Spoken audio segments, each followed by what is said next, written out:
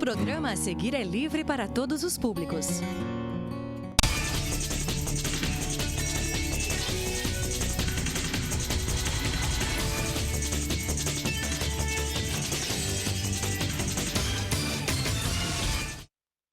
Boa tarde, estamos de volta com o programa Câmara Convida, nesta sexta-feira, 23 de abril de 2021.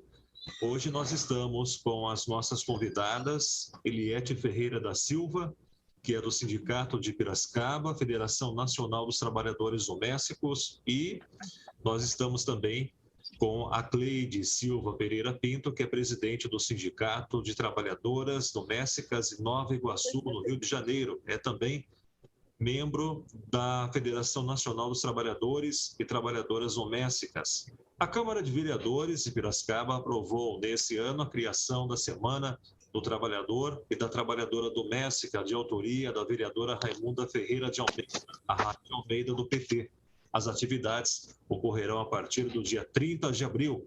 E sobre esses assuntos que eu vou conversar com as nossas convidadas por meio da tecnologia do aplicativo Zoom. Eu começo aqui com a Cleide da Silva Pereira, que está em Nova Iguaçu nesse momento e conversa com a gente. Boa tarde, Cleide. Muito obrigado pela sua participação. Tudo bem? Boa tarde, tudo bem. Eu que agradeço. É um prazer estar aqui falando, comentando sobre a minha categoria. Muito bem. Eliete, obrigado também por nos atender e conversar hoje com a TV Câmara de Piracicaba. Eu que agradeço pela oportunidade de falar um pouco também da categoria. Muito bem, começando aqui com a Cleide, já que nós anunciamos a Semana do Trabalhador e da Trabalhadora Doméstica, já fiz inclusive a leitura do trabalho de vocês aqui no início do programa Câmara Convida, eu pergunto para a Cleide, qual que é o perfil hoje do trabalhador doméstico, não somente aqui em Piracicaba, no Rio de Janeiro, enfim, no país?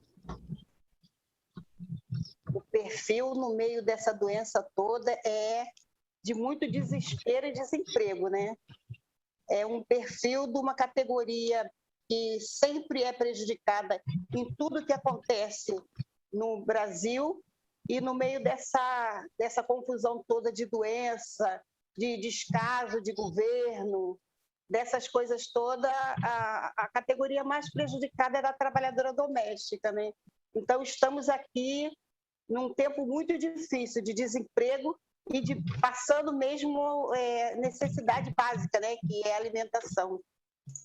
Eliete, você também tem essa mesma opinião? Sim, concordo plenamente com a Cleide, apesar que não com a questão da pandemia, E não é só a categoria doméstica, mas o que mais atingiu mesmo é a nossa categoria, porque muitos empregadores ficou desempregado e aí o primeiro que é dispensado é a doméstica.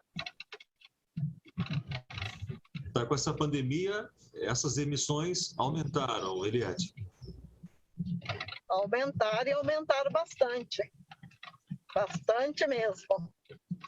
Justamente pela condição do empregador, que muitos deles ficaram desempregados. Muitos a gente vê, eu vejo aí em Piracicaba aí, muitos, até muitas patroa vai até aí no atendimento e faz esse questionamento que está dispensando por fato de não estar mais trabalhando, Mas aí, por outro lado, assim, aquela empregadora, ela perde o serviço, mas a gente sabe que a situação em termos financeiro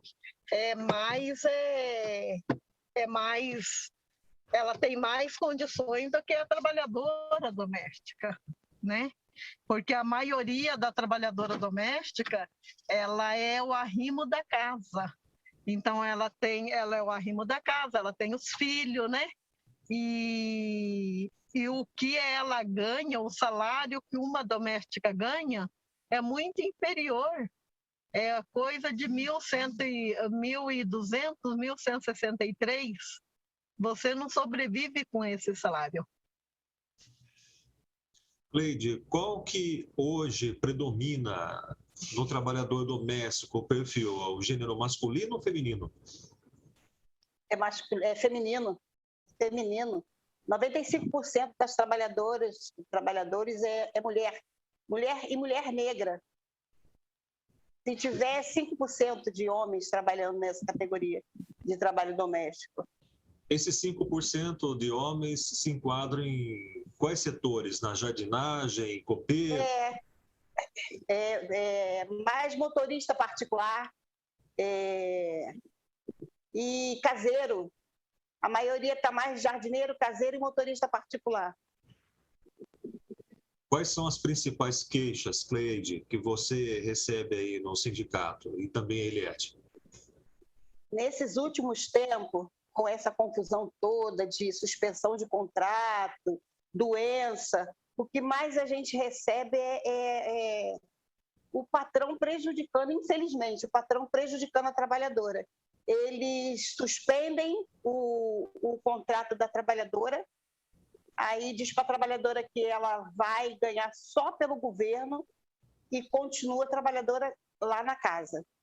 O que mais elas ligam assim que começou essa medida, né, 936, as ligações era tudo assim, elas perguntando como é que funcionava. Aí explicava, aí a gente tinha que dar explicação para elas que não era assim, porque o patrão diminuiu o salário dela, diminuía não, dizia que ela ia receber pelo governo, mas elas continuavam trabalhando. Aí a gente tinha que explicar, ela não, o governo vai pagar para você ficar em casa, não para você trabalhar. Ou reduzia a jornada de trabalho, reduzia o salário, lá na medida 936, mas a trabalhadora continuava trabalhando normalmente e ganhando menos. Isso aconteceu bastante aí no Rio de Janeiro, na sede do sindicato. Acontece ainda essas reclamações.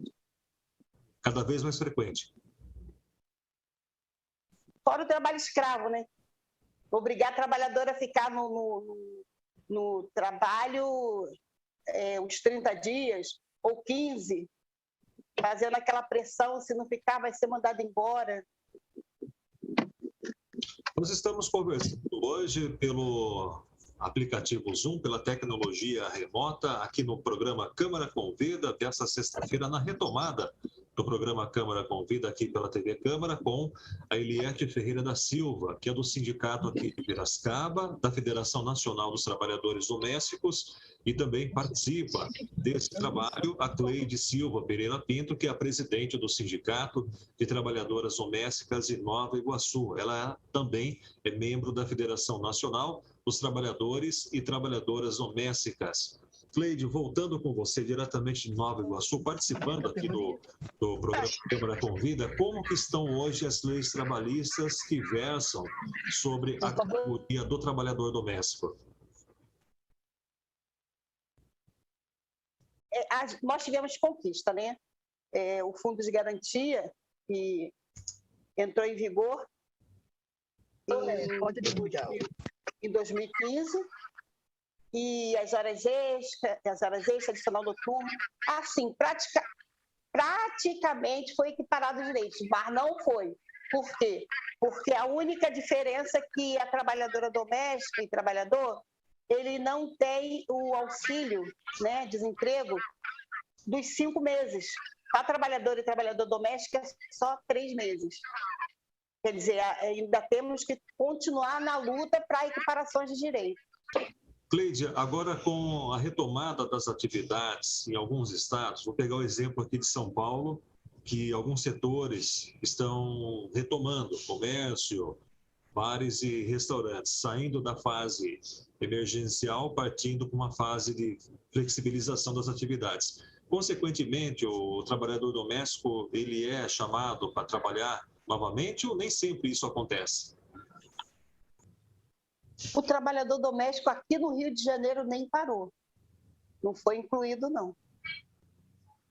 Ele continuou trabalhando. Não parou. Quer dizer, não houve interrupção, portanto? não teve. Para o trabalho doméstico, não. Agora, passando para Eliette. Eliette, quantas trabalhadoras domésticas, já que, conforme a opinião da Cleide, de 100%, quase que 95% são mulheres, as trabalhadoras domésticas, quantas delas fazem parte, integram o sindicato que você representa?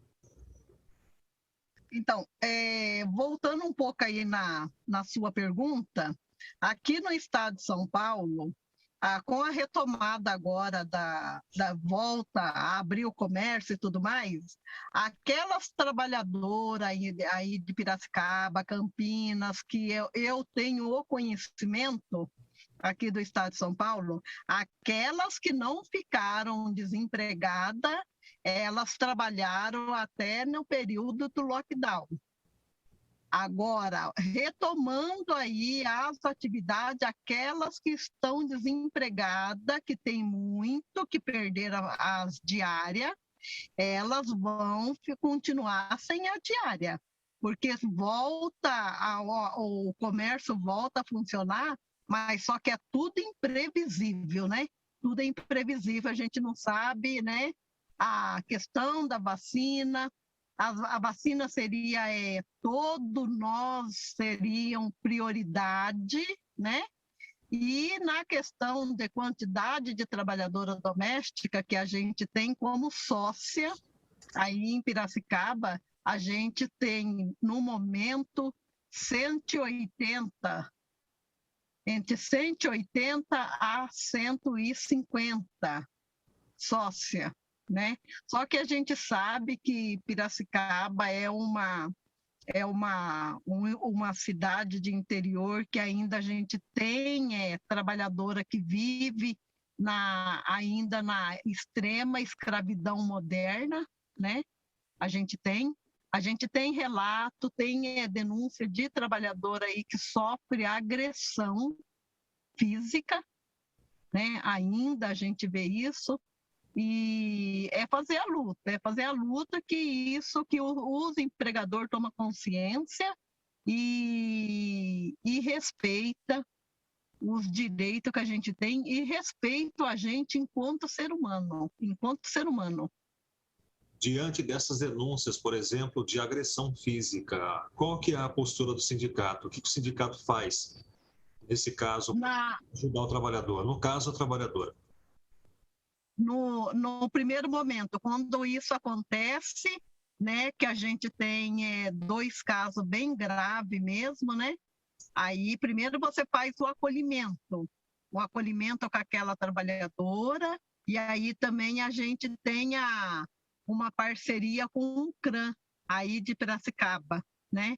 Aí a gente encaminha ela para uma pessoa, né, preparada, uma psicóloga para conversar, porque não é chegando a denúncia, é claro que a gente não vai ter prova, mas a gente faz todo um acolhimento, né, para saber a fundo se realmente, depois entramos em contato com o empregador, faz o relato também para saber o outro lado, né, e aí a gente entra com uma ação. Ô, Cleide, isso também acontece aí no sindicato que você representa em Nova Iguaçu, também não é diferente? Acontece. Mas aí a gente já pede ela para sair do serviço, já passar primeiro na delegacia para fazer um BO. Aí elas fazendo o BO, elas vêm para o sindicato e a gente já manda para o jurídico, né? E se precisar, sim, também um apoio psicólogo, a gente também encaminha para o órgão competente que trata desse lado também, porque o primeiro momento quem é psicóloga somos nós mesmos do sindicato, né? Porque nós, diretoras do sindicato, a gente faz papel de psicóloga, de assistente social, querendo ou não querendo, no primeiro momento, né? Aí depois a gente encaminha para uma especialista, né? Mas no momento, assim, na hora, a gente termina virando psicóloga, pelo telefone, porque a gente tem que acalmar a trabalhadora para ela conseguir raciocinar e conseguir fazer o que é certo. O primeiro momento é com vocês aí. o primeiro momento a gente aprendeu foi na marra mesmo, a ser um pouquinho de cada coisa. Advogada, psicóloga, um pouquinho de cada coisa, toda diretora de sindicato de trabalhadora doméstica, outra categoria eu não sei, mas sindicato de trabalhadora doméstica a gente aprende na marra a ser psicóloga, advogada, um pouquinho de cada coisa. Porque a primeira coisa que a gente tem que fazer é acalmar a trabalhadora. Perfeito. Cleide, para encerrarmos aqui essa entrevista para a TV Câmara, o programa Câmara Convida, nesta sexta-feira, portanto, o que falta para a trabalhadora doméstica? O que precisa melhorar enquanto dia a dia, enquanto legislação? Olha, para dar certo, né? O que conseguimos com muita luta, né? Com muito esforço, passando noites em porta de Senado, que vem das antigas, né? Uma luta que vem de mais de 80 anos com Laudelina, né? Que é de Campinas. A gente precisa, primeiro mesmo, de fiscalização, de conseguir fiscalizar o trabalho doméstico para poder fazer valer o que conseguimos e lutamos esse tempo todo. E também as trabalhadoras também assumir, né? Reconhecer o seu trabalho e se valorizar. A nossa parte já estamos fazendo, né? Que é empoderando as trabalhadoras com curso, com seminários, que agora tivemos que se adaptar com essa nova fase de online. A nossa parte a gente está fazendo. Agora, a gente só pode ajudar a trabalhadora se ela querer ser ajudada também. Mas o principal mesmo é a fiscalização. Você também tem essa opinião, Eliette? Eu tenho essa opinião e vou mais além. Além da fiscalização, a gente não sei como que pode se fazer com a sociedade civil, né? A questão do respeito com o direito. Por quê? A gente vê que tem trabalhadora que o empregador manda embora e não paga a previdência. Não paga a previdência e não faz nem o depósito do fundo de garantia, sabe? Então, assim, ter pelo menos no mínimo um respeito com esses direitos. Por quê? Porque a gente, dentro do local do trabalho, as pessoas costumam dizer bem assim que não gera lucro. A gente, além de gerar lucro dentro de uma residência, a gente ainda gera o bem-estar. O bem-estar. É uma categoria que fica com a casa do empregador na mão, né? O dia inteiro. E dentro da casa a gente sabe que não pode sumir uma agulha. E quando some uma agulha, mesmo que o empregador não te acusou, mas só o fato dele perguntar, eu não sei aonde está, isso já sobe um calor dentro de você que você tem que achar de qualquer jeito essa agulha. Então, assim, ter no mínimo o respeito. E você sabe que, né, que a primeira morte de Covid no Brasil foi de uma trabalhadora doméstica. Foi de uma doméstica que contraiu dos seus empregadores. Então, assim, no mínimo, é a fiscalização e o respeito pelo trabalho. Ainda, falando um pouco, a gente entra numa residência com um combinado. Aí, quando vê, você está fazendo tudo e você faz calada, sem pedir um aumento. E ainda depois, quando você vai ver, não fizeram o depósito correto do fundo de garantia para você depois sacar da entrada no seu seguro-desemprego. Nós conversamos hoje aqui no programa Câmara Convida, nesse primeiro bloco, com a Cleide Silva Pereira Pinto, presidente do Sindicato de Trabalhadoras Domésticas de Nova Iguaçu, no Rio de Janeiro, falando diretamente pelo aplicativo Zoom, participando aqui dessa conversa. E nós ouvimos também a Eliette Ferreira da Silva, representa o sindicato aqui de Piracicaba e também da Federação Nacional dos Trabalhadores Domésticos. Eu vou para um rápido intervalo e já voltamos aqui com o programa Câmara Convida.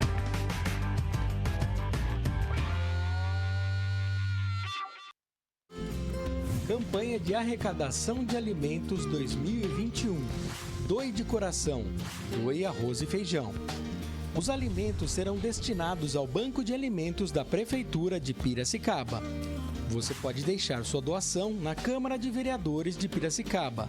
Horário de atendimento das 8 da manhã às 5 da tarde, de segunda a sexta.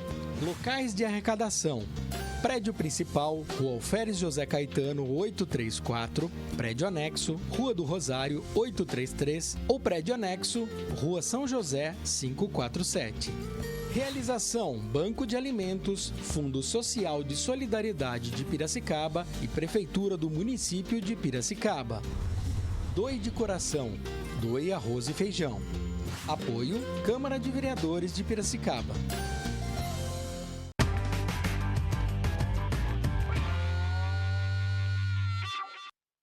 Agora eu vou conversar com a psicóloga Débora Bueno. Ela é da Associação dos Pais e Amigos dos Autistas de Piracicaba, conhecida como ALMA, aqui na cidade. Débora, tudo bem? Muito obrigado pela sua participação junto com a gente aqui no programa Câmara Convida. Boa tarde, Marcelo, tudo bem? Obrigada pela lembrança aí da ALMA, né? Que é uma associação que ainda é pouco conhecida aqui no município. Justamente, Débora, e sobre isso mesmo, né, o trabalho da ALMA, o trabalho de vocês, que nós vamos aqui reverenciar nesta edição do programa Câmara Convida. O que a ALMA faz no dia a dia, Débora? Hoje nós temos 2 projetos. Um é voltado para crianças de 5 a 14 anos e o outro é para adultos de 18 a 59 anos. Nós trabalhamos com um centro de convivência para os adultos e para as crianças a gente trabalha muito a questão deles se conhecerem melhor o ambiente escolar para que não seja um choque. Tá? Porque o que acontece? Muitos autistas, eles têm o carga horária de escola reduzido por conta de não conseguir suportar as informações, cheiro, som, barulho, toque, tudo isso acaba atrapalhando a questão do aprendizado com a criança, tá? Então, a gente proporciona em doses menores, vai expondo essa criança a essas dificuldades até ele ter uma tolerância maior. A criança autista, ela consegue desenvolver o ensino completamente na sua essência, ela tem que ter um carinho especial. Explica aqui para o nosso telespectador. Na verdade, um dos problemas do autismo é a questão da imaginação, tá? Então, é uma criança que ela aprende muito bem no concreto. Tudo que for passado para ela de maneira mais concreta, ela vai ter essa facilidade de entender aquilo que está sendo ensinado, tá? Então, se os conceitos forem transformados em uma brincadeira, um jogo, alguma coisa que ela possa palpar, que ela possa pegar, visualizar, ela vai ter sucesso, sim, na questão de aprendizado, tá? Quantas crianças, aproveitando aqui já, te interrompendo aqui, quantas crianças hoje passam pela sua avaliação, são atendidas pela ALMA? Na ALMA, hoje, nós estamos com 37, porque a gente está parado há 1 ano. Nós não conseguimos fazer mais avaliações, né? Na verdade, a nossa vaga, nós temos vaga para 40, mas devido à pandemia, nós não estamos conseguindo fazer avaliações. Consequentemente, do ano passado para cá, nós estávamos atendendo quase 60 assistidos. Aí caiu para 37, porque as famílias acabaram optando por esperar o retorno presencial mesmo. E tá? a ALMA depende da contribuição dos piracicabanos e voluntários.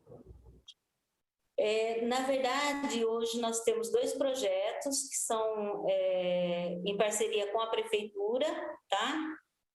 Nós temos o Fundeca, né, que é um projeto, ele tem um período que é de 11 meses, e terminando esse projeto a gente tem que refazer o projeto, ver se consegue verba novamente, se consegue ser aprovado, né, para poder funcionar. E temos o centro-dia, que já é uma outra modalidade de convênio, onde as nossas parcerias elas duram até 5 anos. Nós estamos ouvindo aqui no Câmara Convida a Débora Bueno, que é da Associação dos Amigos Autistas, Pais e Amigos Autistas de Piracicaba.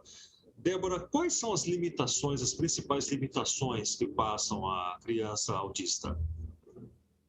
Olha, a comunicação ela é muito afetada, então é uma criança que, se ela for verbal, esse verbal dela pode não ter muito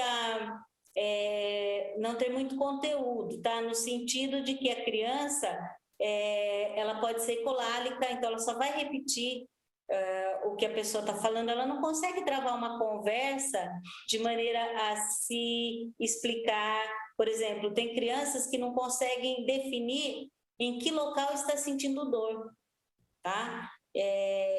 Então, fica tudo muito difuso, né? Porque o autismo, ele é uma condição neurológica onde todas as informações externas, elas chegam de maneira diferente para essa criança, tá? Então, a dificuldade na comunicação, ela é muito grande. É uma criança que não entende sarcasmo, não entende ironia. É uma criança que, se ela tem interesse em uma devida situação, por exemplo, se ela gosta muito de dinossauro, ela só vai ter esse tipo de diálogo. Se você começar a travar uma outra conversa com ela, ela vai te ignorar completamente. E às vezes ela não quer nem conversar, ela quer um ouvinte, tá? E tem crianças que não verbalizam, tá? Outra dificuldade é a questão da sociabilização. É uma criança que ela não tem as ferramentas necessárias quando se trata, por exemplo, de se relacionar com o outro, tá? Eu sempre dou esse exemplo, que é a questão da criança que, na escolinha, ela aprendeu para brincar com as crianças, ela vai brincar de pega. Então, ela tem que encostar na criança, né, e dar um empurrãozinho. E, às vezes, a mãe leva no parquinho e essa criança, para convidar outra criança para brincar, ela não chega e, oi, eu sou fulano, vamos brincar? Ela não faz assim, ela pode chegar já empurrando, que é um convite, né? Na cabecinha dela é um convite para brincadeiras, né? E a maior dificuldade de todas é a questão da imaginação mesmo, né? É uma criança muito do concreto. Então, nós temos casos aqui que os adultos, por exemplo, eles vêm de van. Se faltar alguém no dia que essa criança, que esse adulto vem, e o motorista mudar de caminho porque vai ser mais rápido, porque não precisa passar, né, em outro lugar, essa pessoa ela chega em crise aqui. Ela chega muito alterada, porque ela não consegue imaginar por que ele mudou, o que está acontecendo, para onde estão me levando, né? E os motoristas então, criança... que trabalham com vocês já têm essa orientação para sempre perseguir o mesmo caminho, fazer o trajeto. Exatamente. Se a gente sabe com antecedência, tipo, alguém vai fazer uma cirurgia, então você vai trabalhando antecipadamente com esse assistido, que por um período não vai estar fazendo aquele caminho, tá? Porque a questão, muita gente fala assim, o autista ele é de rotina. Na verdade, é questão de previsibilidade. Quanto mais previsibilidade, quanto mais controle da situação ele tiver, menos crise ele vai ter. Certo. Tá? Os pais e também vocês, professores, psicólogos, vocês já têm essa noção, essa orientação para poder dar um conforto para o aluno autista. Isso, exatamente. E é uma coisa que a gente fala muito para os pais, principalmente, né? A questão da previsibilidade, tá? Qualquer mudança brusca, ele se perde, ele não sabe como agir. O tá? improviso não é bem-vindo, o improviso não é bem-vindo. Não é bem-vindo, tá? Porque ele perde o controle, né? É como a gente se imaginar num país onde você não fala a língua e você é colocado ali no meio. Você vai estar completamente perdido, é assim que eles se sentem, né? Então, quando você dá todo o que vai acontecer, o que ele pode esperar dali, você não vai ter problemas de crise, ou se tiver coisa assim, bem leve, aí você lembra ele, que você já conversou com ele, e ele vai se acalmar. E hoje vocês têm no quadro crianças, adolescentes e adultos aí na Alma.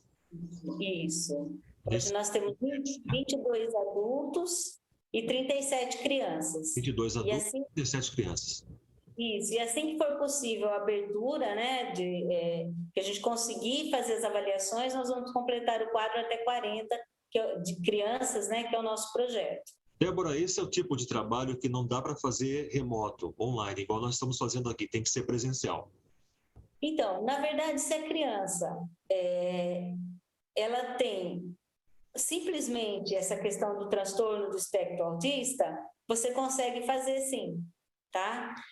Com a ajuda da mãe, com o suporte da família, né? Você consegue fazer todas as atividades junto com a mãe ali orientando, que é o que nós temos feito, tá? A nossa maior dificuldade está sendo realmente com os adultos. Esses adultos, como o autismo, ele foi reconhecido em 2012, aí, que ele entrou como doença, né, que na verdade é um transtorno, não é uma doença mental, mas é um transtorno. Como ele é muito recente, os estudos são muito recentes, os nossos adultos, eles têm outras comorbidades que complicam muito mais o quadro, né? Mas se a criança ela tem apenas o espectro, você consegue trabalhar remotamente, sim, sempre no concreto, através de vídeo, é uma coisa que eles gostam bastante. Então, a gente tem tido muito sucesso com relação aos atendimentos remotos com os pequenos. A minha convidada hoje no programa Câmara Convida é a psicóloga Débora Bueno, está representando nesse momento a Alma, Associação dos Amigos, Pais e Autistas de Piracicaba. Débora, há quanto tempo você desenvolve esse trabalho? Eu estou na Alma há 11 anos. 11 anos, portanto, já de dedicação. Isso. Lembrando que o vereador Pedro Kawai tem um trabalho incansável no sentido de proporcionar que o piracicabano, na hora que for fazer a declaração do imposto de renda, ele coloque lá uma doação para o Fundec. E é por meio do Fundec que vocês recebem também valores para subsistência e para sobreviver. Isso, exatamente. Esse trabalho dos adolescentes e crianças, ele é através do Fundec, é esse que dura 11 meses. E depois a gente tem que refazer o projeto ou solicitar a continuidade, né? E, a partir daí, buscar o fundo através dessa doação, tá? Então, essa doação do imposto de renda ela é fundamental para que a gente possa continuar aí atendendo, né? E aumentando aí o quadro, porque a procura está sendo muito grande, viu, Marcelo? Do ano passado para cá, nós tínhamos uma lista, em 2019, de 50 pessoas esperando avaliação. A gente faz em torno de 6 a 8 avaliações por mês, porque não dá para deslocar muito também os nossos técnicos, né? Exige uma equipe multidisciplinar. E a gente está só recebendo, essa lista está só aumentando. Eu tenho umas 150 pessoas na fila de espera. Está bem complicado. E quanto tempo, Débora, permanece o aluno aí na Alma? Quanto tempo ele fica aí? O nosso projeto, como ele visa, dos pequenos, como visa a adequação dele no ambiente escolar, a partir do momento que a gente atinge o objetivo, ele é liberado, né? Para a gente conseguir ter vaga para outro. Mas normalmente até os 11, 12 anos, tá? Já os adultos é até 59 anos, é dos 18 aos 59, que inclusive uma coisa que o município, né, a gente tem que pensar realmente é em fazer um centro-dia para idosos com deficiência. Eu acho que é importante ter esse olhar, né? Começar a trabalhar aí em função dessa população agora, né? Débora, para finalizarmos aqui, quais são as causas do autismo? O que leva a criança a desenvolver o autismo? Na verdade, como é uma condição neurológica atípica, pelos estudos é muito voltado à genética, tá? Mas também existem fatores que podem desencadear o autismo. Por quê? Tudo é uma questão, você viu que é tudo comportamental, né? Que é a questão da fala, da sociabilização e da imaginação. Então, você vai verificar tudo isso através de observação, não tem exame clínico que detecte. A não ser que seja alguma coisa, por exemplo, esclerose tuberosa, que é uma doença genética que vai fazer com que o indivíduo tenha características autísticas. Uma doença viral, uma meningite, se a criança tem, quando ela é muito novinha, o cérebro ainda está se formando, né? Ela pode desencadear autismo. Locais onde o ambiente tenha metais pesados, essa criança seja exposta a metais pesados, ela pode desencadear autismo. Então, algumas situações podem levar a criança a apresentar comportamentos que estão fora do que acostumamos, né, ter aí com relação à comunicação, à sociabilização, e aí é enquadrado como transtorno do espectro autista. E qual que é a idade que a mãe ou o pai começa já a perceber que a criança tem um transtorno?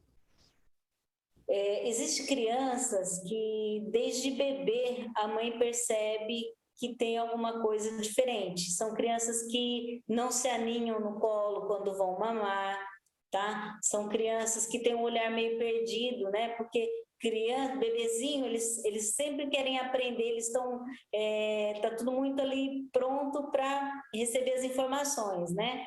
Então, quando a criança é muito apática ou muito chorona e parece dispersa, a mãe já começa a perceber que tem algumas características não comuns, né? É muito comum em quem tem outros filhos, consegue fazer essa observação. Normalmente, vai se perceber com 1 ano e 6, 1 ano e 8, que é quando para começar a falar, às vezes a parte motora é mais complicada também, né? Então, começa a aparecer aí algumas defasagens que a família percebe que o desenvolvimento não está sendo como deveria ser, né? Como é o esperado, tá? Para aquela faixa de idade. Então, aí é bom estar questionando o pediatra, levar sempre anotado, né?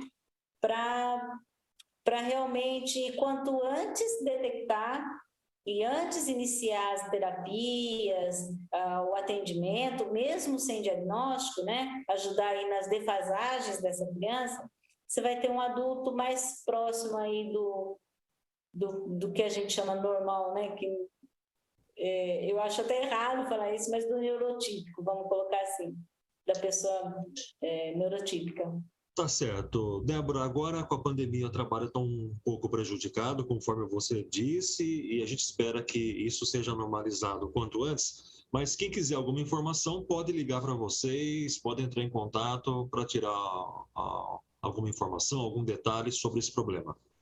Isso, a gente está atendendo de segunda a sexta, das 8h30 às 11h30, da 1 às 4, pode ligar aqui na Alma, sempre tem, ou eu que faço os atendimentos, normalmente são direcionados para mim, né? Mas nos dias que eu não estou, a assistente social coleta os dados, a gente dá retorno, ou se a pessoa ficar de ligar depois, ela passa os meus horários, a gente dá orientação sim. Certo, e quem quiser mais informações pode entrar em contato com você mesmo no telefone. Você tem o telefone?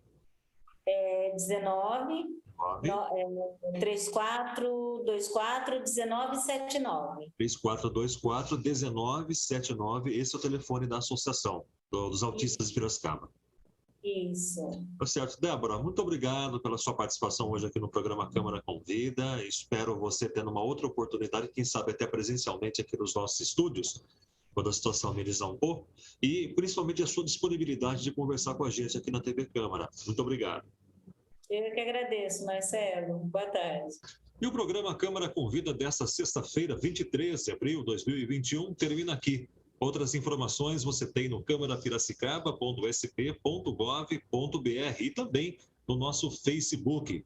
Na próxima sexta-feira estaremos de volta com os nossos convidados. A todos, bom fim de semana. Até mais.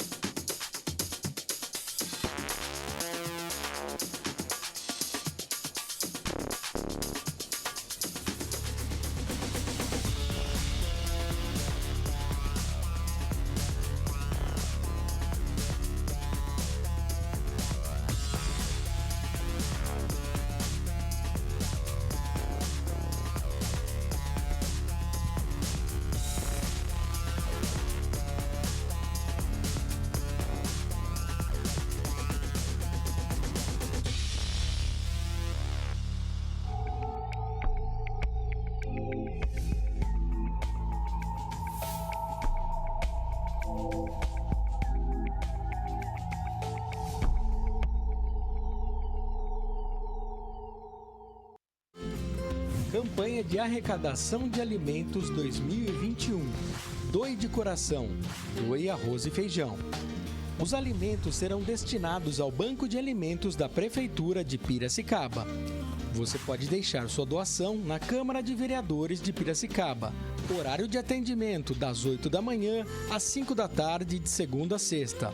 Locais de arrecadação: Prédio Principal, Rua Alferes José Caetano, 834, Prédio Anexo, Rua do Rosário, 833 ou Prédio Anexo, Rua São José, 547.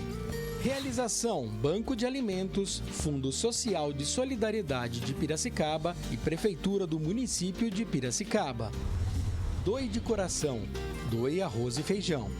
Apoio: Câmara de Vereadores de Piracicaba.